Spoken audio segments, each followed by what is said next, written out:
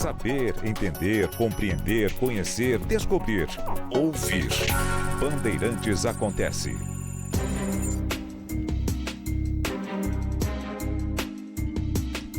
Foram dois assuntos que ganharam destaque no noticiário da economia e muita gente, claro, passa ao largo, né? Não tem nem tempo para ficar prestando atenção nesses anúncios, mas vai mexer com a vida de todo mundo, particularmente no Brasil. Os dois anúncios têm impacto, um, por óbvio, o anúncio do Banco Central do Brasil, e o outro, o anúncio feito pela Reserva Federal, o Banco Central dos Estados Unidos.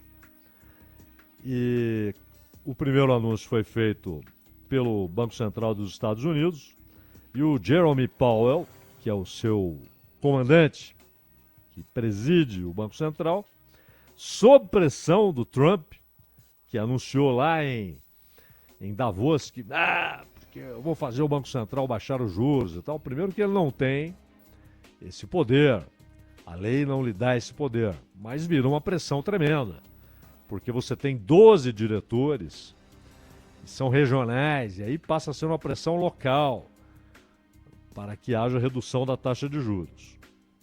Nos Estados Unidos, a situação é uma, no Brasil é outra. E por isso é preciso ter cuidado para não embaralhar as duas situações como se as causas de inflação fossem idênticas, fossem as mesmas. Nos Estados Unidos, primeiro, os números do segundo semestre de 24 fizeram com que o Banco Central reavaliasse a decisão de ter um ciclo de redução da taxa de juros. Porque eles perceberam que a inflação não estava controlada, que ainda há pressões inflacionárias, que o salário médio cresceu e que o consumo cresceu a ponto de desafiar a capacidade de oferta no mercado interno, mesmo com importações, etc. E também a decisão do Trump, por enquanto, é um anúncio, porque muita coisa que o Trump diz, ele não faz. Mas se ele fizer, ou seja, se ele de fato estabelecer uma política protecionista, extremamente protecionista, como ele tem anunciado, isso vai encarecer o custo de vida nos Estados Unidos. No geral, os produtos ficarão mais caros. Mesmo que ele consiga atrair algumas empresas para que produzam nos Estados Unidos, a necessidade de importação não irá desaparecer numa sociedade que tem o maior PIB do mundo, sendo que 2/3 desse PIB advém do consumo. E sempre o mercado americano esteve abastecido, isso ajudou muito no histórico controle das pressões inflacionárias, sempre foi abastecido com produtos importados. Então é claro que, apesar da imensa produção interna em todas as áreas, agricultura, indústria convencional, indústria de alta tecnologia, não há dúvida que haverá um encarecimento do custo de vida nos Estados Unidos, os produtos ficarão caros, porque ainda que você produza internamente, você terá a cartelização dos preços. A concorrência desaparece. E, claro, o produto importado ficará mais caro. Não é só isso. A decisão de expulsar o máximo possível de imigrantes. E hoje o cálculo é muito difícil, né? Porque se estão na ilegalidade, qualquer levantamento não pode prometer exatidão. Levantamento algum pode prometer exatidão. Nenhum levantamento pode prometer exatidão quando você está falando de pessoas que se esquivam de pesquisas, de perguntas, porque estão ali ilegalmente. mas calcula-se 12 milhões, talvez 15, talvez 18, mas por baixo 12 milhões de imigrantes que estão na ilegalidade. E não se imagina que todos serão deportados. Mas se você tiver um número expressivo, um percentual expressivo, isso vai afetar, como já está afetando em algumas áreas agrícolas e em serviços urbanos, vai afetar o mercado de trabalho. Algumas cidades, na Flórida, no Texas, já estão dizendo que está faltando mão de obra. E está faltando consumidor, porque alguns negócios dependiam exatamente desse imigrante. Esse imigrante tem um salário mais baixo do que a média nacional. Repor essa mão de obra com trabalhadores locais só será possível com salários mais altos do que aqueles que eram pagos antes. E o Powell apontou esse fator. Ou seja, provavelmente haverá um encarecimento da força de trabalho. E, ao mesmo tempo, a possibilidade de elevação dos preços internos com uma política protecionista. Você soma esses dois fatores aos números de 2024, do segundo semestre de 2024, e você tem uma clara pressão inflacionária produzida pela economia real. Então, a decisão de manter a taxa de juros, porém anunciando, não temos perspectiva de reduzi-la tão cedo. E talvez, dependendo dos acontecimentos, daquilo que de fato será feito pela nova administração, talvez tenhamos de inaugurar um novo ciclo de elevação da taxa de juros. No Brasil, a história é outra. O Brasil chegou a 13,25. O pessoal aí que trabalha com o mercado financeiro e, portanto, projeta juros futuros, etc., fala em 15%. Alguns falam, não, 2025 deve terminar, ou seja, a reunião do Copom, marcada para dezembro, deve anunciar uma Selic de 15%. Mas alguns acreditam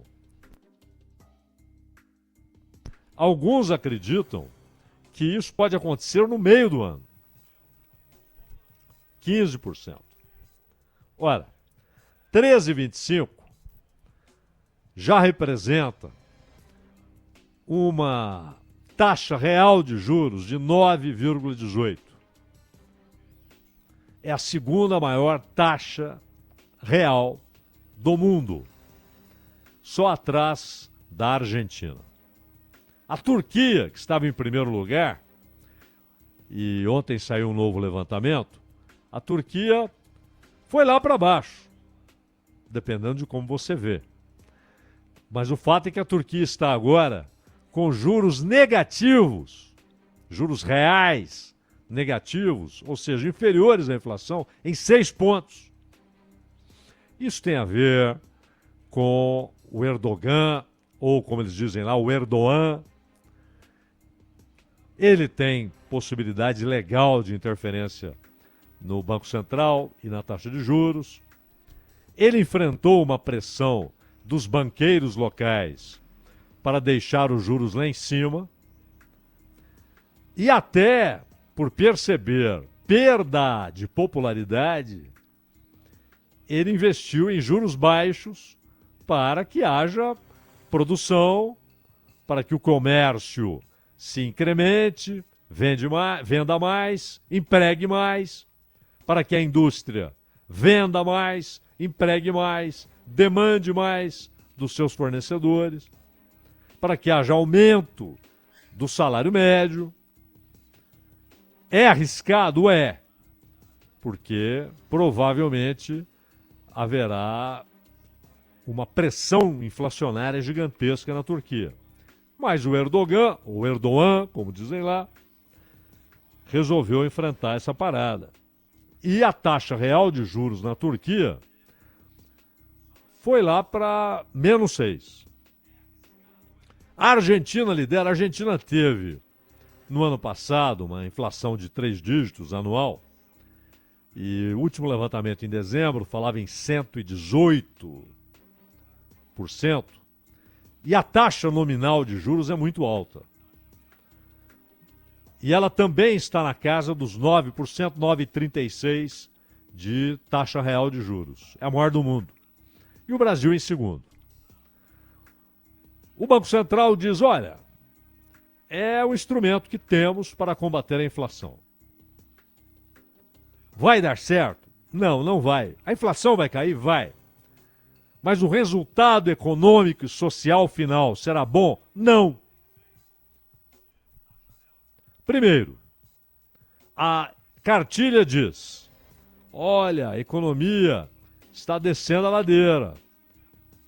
Empresas estão fechando, há desemprego em massa, consumo está lá embaixo.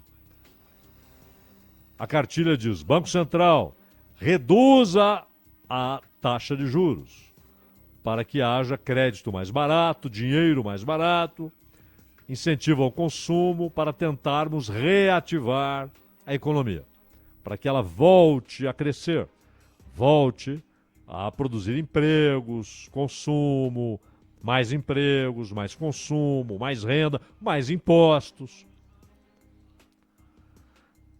E a situação oposta. Demanda maior do que oferta. Consumo lá em cima. A oferta não é capaz de atender a demanda.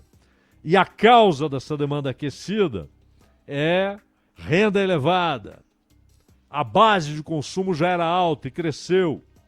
Você reduz, você aumenta a taxa de juros, reduz a oferta de crédito, o crédito fica mais caro, o dinheiro fica mais caro, o consumo cai, há desemprego como consequência, até que haja um equilíbrio entre oferta e procura e os preços se estabilizem. Essa é a cartilha. Só que no Brasil, a inflação não tem como causa o excesso de consumo, o consumo superaquecido. Não, pelo contrário. O potencial da economia brasileira permite um consumo muito maior do que o atual. É difícil comprar hoje no Brasil. O crédito é muito caro. Os financiamentos são muito caros. Os juros são estratosféricos. Em muitos casos, um roubo. Um roubo. E isso, claro, inibe o consumo. E mais, o salário médio no Brasil é muito baixo. E por isso o desespero do trabalhador quando comida fica mais cara. Está mais cara a comida. Os alimentos estão, em geral, alguns itens tiveram preço reduzido, estão mais baratos, mas no geral está muito caro. O Lula citou aí o óleo de soja, que é o mais utilizado, porque é o mais barato. Ele não é o mais saudável, não é o que as pessoas preferem, mas é o mais barato, por isso é o mais popular. E ele subiu demais. O Lula trouxe números aí, um aumento superior a 100%. De 4 para 9, talvez para 10. Então,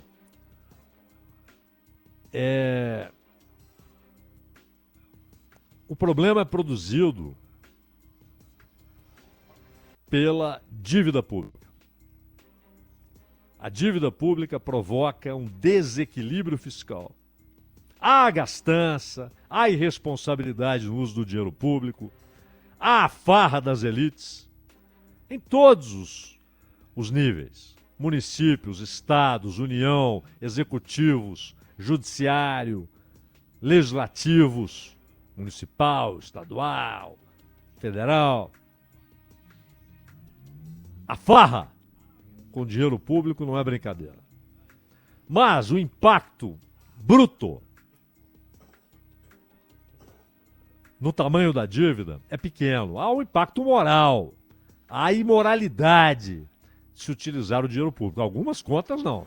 São pesadas e não são invisíveis. É o caso, por exemplo, do fundo partidário, essa excrescência que o brasileiro paga. Então há várias coisas que podem ser cortadas, há vários gastos que podem ser reduzidos. Mas não é o salário do servidor, não. Não é programa de reforma agrária, não é programa de assistência social. E não é a Previdência. Aliás, Previdência, conceitualmente, em qualquer lugar do mundo, ela não é para ser lucrativa. Não é essa a ideia. A ideia é que você tenha muita arrecadação previdenciária para que aquilo que o Tesouro tem de aportar seja pequeno. No Brasil, há um problema com a arrecadação por causa da informalidade e é preciso ouvir da direita à esquerda o papo de empreendedorismo, todo mundo quer ser empreendedor. Não! As pessoas querem ter o seu trabalho justamente remunerado. E, claro, querem a manutenção das conquistas históricas, que nada mais são do que um breve, pequeno reconhecimento de que o trabalhador é alienado da riqueza que ele produz. Então, há programas de compensação. É o 13º, férias remuneradas. Tudo isso é uma espécie de amenização do fato de que o trabalhador é alienado da riqueza que ele produz. Ele não participa da riqueza que produz. Ora, querem que tudo isso seja cortado, chamam de flexibilização o ataque a esses direitos, chamam de racionalização o ataque a aposentados e pensionistas, o roubo que foi praticado contra pensionistas e, ao mesmo tempo, ignoram a questão da dívida pública. Ignoram. A dívida é a grande produtora de desequilíbrio nas contas. E o governo precisa se financiar e compete com a sociedade por recursos. Esse processo é sempre inflacionário.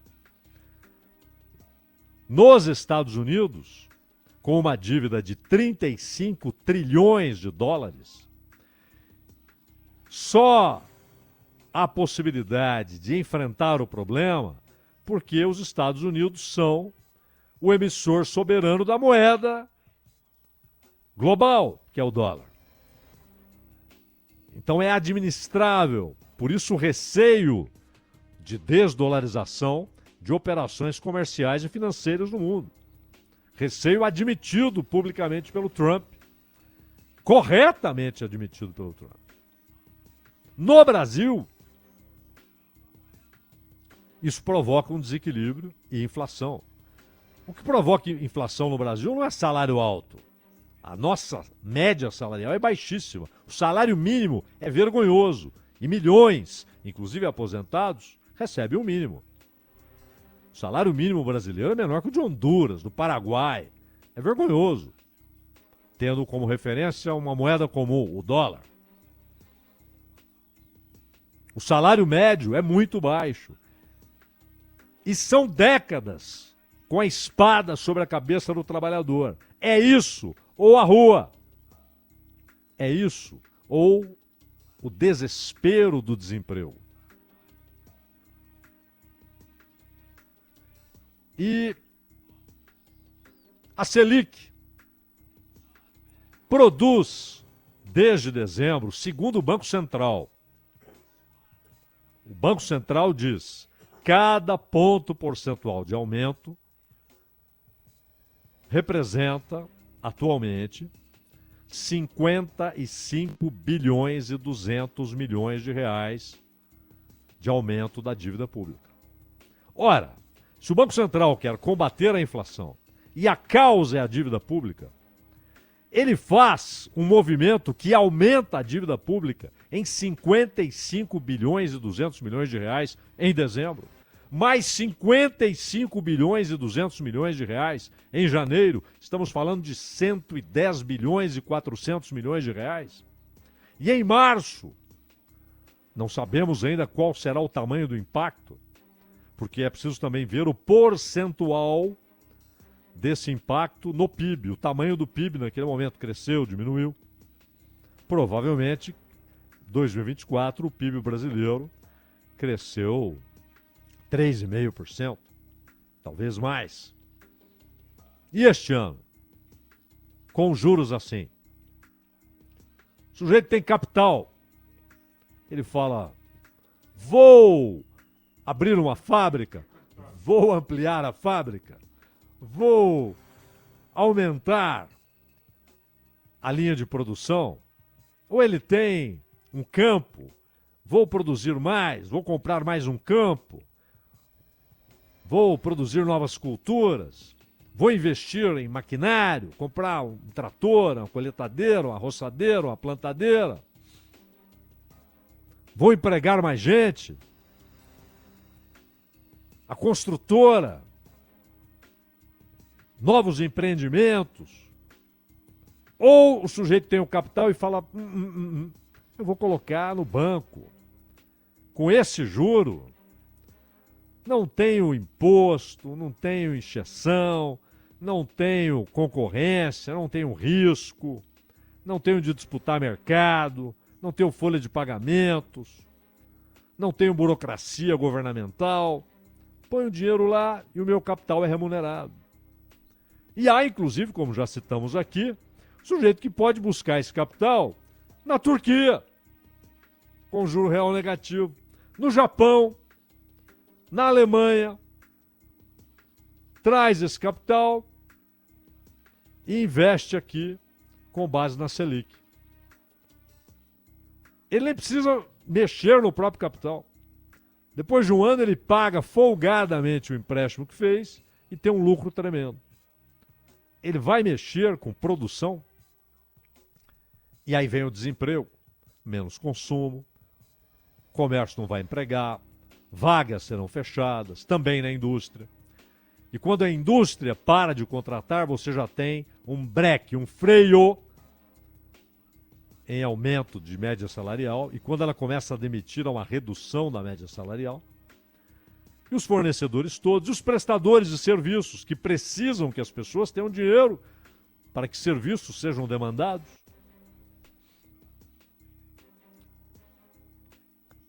E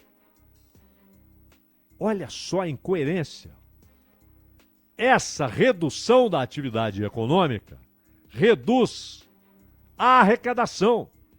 A única maneira saudável de o Estado aumentar sua arrecadação é com o aumento da atividade econômica. Ele não precisa aumentar sua participação relativa. Ele vai arrecadar mais porque a economia cresceu. Ele mantém sua participação relativa, tantos por cento. Mas a arrecadação cresce porque a economia cresceu. Caso contrário, é a maneira que não é saudável. É ele aumentar a sua participação relativa. Ele arrecadar mais mesmo com a economia não crescendo. Mas se a economia para de crescer ou cresce menos, não vou nem falar em redução, em recessão, não. Vamos falar que crescerá menos. Tomara seja este o efeito. Tomara não seja recessão. Mas se o efeito for crescer menos, significará menos arrecadação. Mas o problema não é fiscal. Não é isso que move o Banco Central. E ele toma uma medida que, por um lado, aumenta a dívida pública e, por outro lado, reduz a arrecadação. Isso é razoável? É preciso combater a inflação? Sim. Mas a inflação deve ser combatida com o aumento da oferta. No caso brasileiro, é preciso aumentar a oferta, porque há espaço para isso. Há capacidade ociosa nas fábricas, nos campos, em empreendimentos comerciais, no setor de construção civil, há capacidade ociosa. Se a oferta cresce, você pode buscar o equilíbrio, aquilo que o Banco Central chama de hiato do produto, ou seja, a defasagem entre demanda e oferta. O Brasil precisa aumentar a oferta. Com juros mais altos, o capital que poderia produzir oferta maior, que poderia entregar mais mercadorias diversas, ele vai para a especulação, para a renda, para o rentismo. Por quê? Ele vai enfrentar a concorrência, os riscos, a folha de pagamento, os impostos, a burocracia. Se ele pode só colocar no banco e ter a remuneração maior, remuneração líquida maior do seu capital. Porque, convenhamos, juro real de 9,18 não é qualquer negócio que dá isso. Não é qualquer negócio que dá isso. A não ser que você tenha um monopólio. O mercado é seu. Mas isso, estamos falando de corporações financeiras ou de produção, mas são corporações imensas. Algumas com monopólio global. Não é esse o caso. O industrial, o agricultor, o comerciante, não é essa a realidade dele. Então, muitas vezes, ele adia, cancela o investimento em produção para comprar papéis. E, claro, com um efeito adicional. Se, de fato, o Banco Central dos Estados Unidos se sentir obrigado, daqui a alguns meses, a elevar a taxa de juros, isso atrairá interesse e muita gente olhará para os títulos do Tesouro Americano, que estarão remunerando mais do que o normal. Não é a maior remuneração do mundo, mas é bem seguro, e vão comprar dólar. Demanda por dólar significará depreciação da moeda brasileira, que no ano passado perdeu 25%. Então, os R$100 que o sujeito tinha no bolso em janeiro de 24, em dezembro de 24, valiam em poder de compra R$75. Isso vai empobrecendo os trabalhadores, que não têm escapatória, eles não têm meios de compensação. Eles trabalham com real, a vida deles é a moeda real. Não há possibilidade de proteger o seu poder de compra. Ele vai perdendo. E se o dólar sobe, haverá pressão inflacionária no Brasil. Então, esses dois anúncios terão impactos econômicos e políticos, né? E o governo vai tentar enfrentar essa situação para que esses efeitos não se prolonguem até o ano da eleição, até o ano que vem, meu caro Ronald Gimenez.